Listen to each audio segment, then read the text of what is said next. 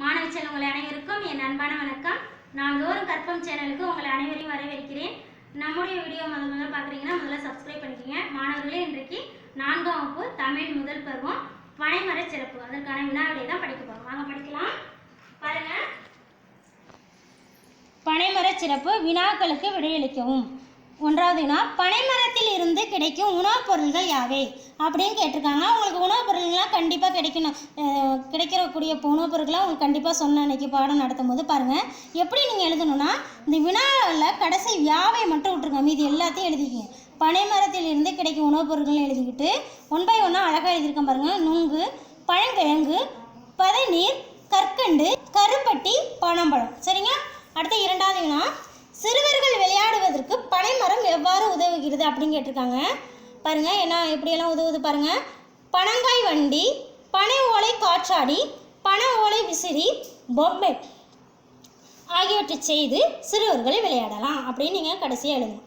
அடுத்து பாருங்கள் 3வது வினா, பனைமரத்தை நாம் எவ்வாறு பாதுகாக்கலாம். 2 வரிகள் உங்களுக்கு ஈஸியாக நான் கொடுத்துருக்கேன் பாருங்கள்.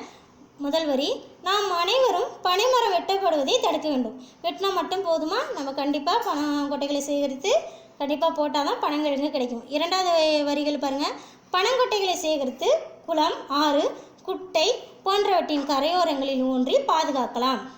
மீண்டும் படிக்கிறவங்க, நாம் அனைவரும் பனைமரம் வெட்டப்படுவதை தடுக்க வேண்டும். பனங்கொட்டைகளை சேகரித்து குளம், ஆறு, குட்டை போன்றவற்றின் கரையோரங்களில் ஊன்றி பாதுகாக்கலாம். 4வது வினா நீங்களாக எழுதணும். பனைமரத்தின் பயன்களாக நீ கருதுவனவற்றை உன் சொந்த நடையில் எழுதுகன்னு கேட்டிருக்காங்க. பனஞ்சாறு பதநீராகவும் கற்கண்டாகவும் கருப்பட்டியாகவும் பயன் தருகிறது. நுங்கும் பனங்கிழங்கும் பனம்பழமும் உணவாக பயன்படுகின்றன. பனைமரம் மக்களுக்கு பயனுள்ளதாக இருக்கின்றது. பாயிண்டாக நான் கொடுத்துருக்கேன்.